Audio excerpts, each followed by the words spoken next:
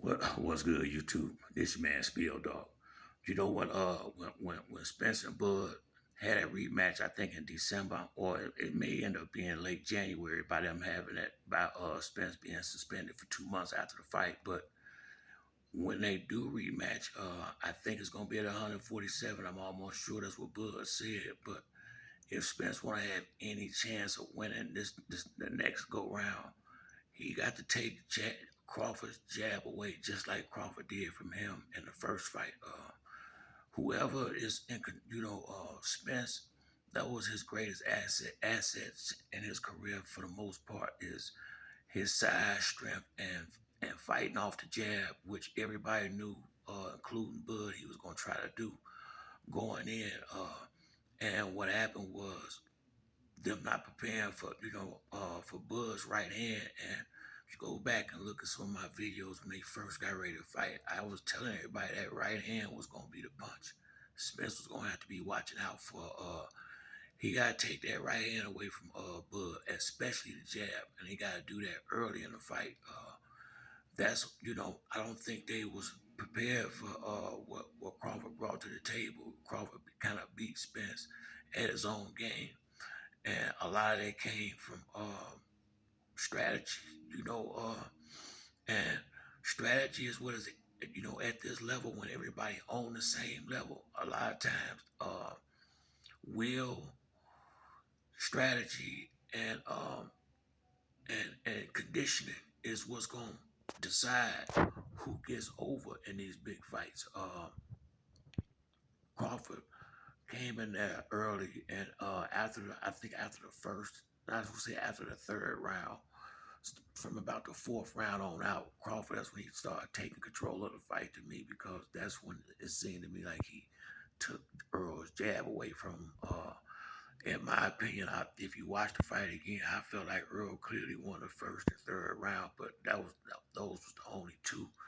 And that's when Crawford realized, I think, it was like he got the little knockdown in the second round, but Earl came out pretty aggressive in that third round, and Crawford went in that corner, and they regrouped and came out and and started taking control with his jab, with that and sticking that stiff right hand in there.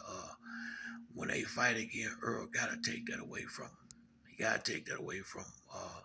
He can't allow him to sit back there and tee off on him with the jabs. Earl did a terrible job at setting distance. This is a fight where you got to be all the way in, all the way out. You can't, because Crawford is fast and had the longer reach. If you stand right there, he gonna tag you way more. You're gonna catch him, and he can't hold his head on the line like he did last fight. There's a lot of little simple things to me he could do to make it a whole lot better fight. What it's gonna take to win it, that's what him and his trainer gotta really really work on. But they definitely gotta take that right hand from Crawford, and the right jab makes mainly that's what he beat him up with. And it ain't the hardest thing in the world to do. Like I say, they coming up with the right strategy and game plan. It could be a much different fight, which is the reason why I think we'll see 3 fights in this in this little soon to be trilogy. I believe. I think Crawford is probably the best boxer. I ain't no doubt he's the best boxer Spence been in the ring with, and one of the best boxers in the business. I would really like to see him and Boots at this point.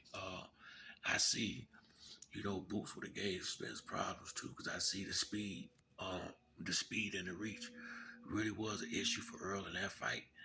I think inactivity didn't help either though. So if they fight, uh, if they fight within the next couple of months, I think it'll be a much better fight. He definitely gonna come in and take it more serious. And does it make him know whether he want to continue on fighting or not? Because if Earl got to make up his mind if he gonna stay fighting, then that's got to stay being top priority in his life. And if his new fiance and the kids and all that stuff has taken precedent over boxing now, then it might be time to shut it down. I think he too young to let that happen. I think he just had a lot of setbacks in his career with the car accidents and detached retina and the rest of the stuff that had been happening to make this push this fight off as long as it had been. I think they would have fought a couple of years sooner had it not been for the accidents. But you know, he's not real old, and that's the only fight I really see with that. And the Ugas fight is the only fights I seen him take a lot of punishment in. And what killed me about a lot of people is especially like the commissioners and different people like the big people in boxing, they making a big deal out of the punches he took in the Crawford fight. But if y'all look at my videos after he fought Ugas, although he won, I said then he took too many clean punches in that fight, which is why I thought him and Derrick James would have cleaned that up. I still think Derrick James is trying to train too many fighters. If I was Earl, I would make it clear whenever he training me, you can't train nobody else. I wouldn't deal with him under no other circumstances, and he might need to bring what's that dude named Blu-ray or whatever. I think that's what his name was. Whoever that other guy was that he had, he may need to bring him into camp too. That for you never know, man. Two heads better than one sometimes. So we're gonna see what happens. But if Earl want any chance in beating Crawford when they fight again, he gotta take that jab away from Crawford and not allow him to just box and think his way through the fight. It can't be if they thinking their way through it and go like try to have a just straight up boxing match.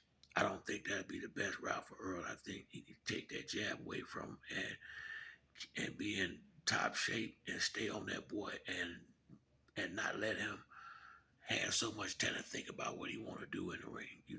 Just he need to keep him uncomfortable and take his best thing away from him. But and that'll give him a better chance. But I'm looking forward to the rematch and may the best man win. And I still, like I said, I think it'll be a 3-fight deal when it's all said and done. But that's it for me on this video. If you like the video, like and subscribe. Till next time, it's your man Spiel Dog. I'm out.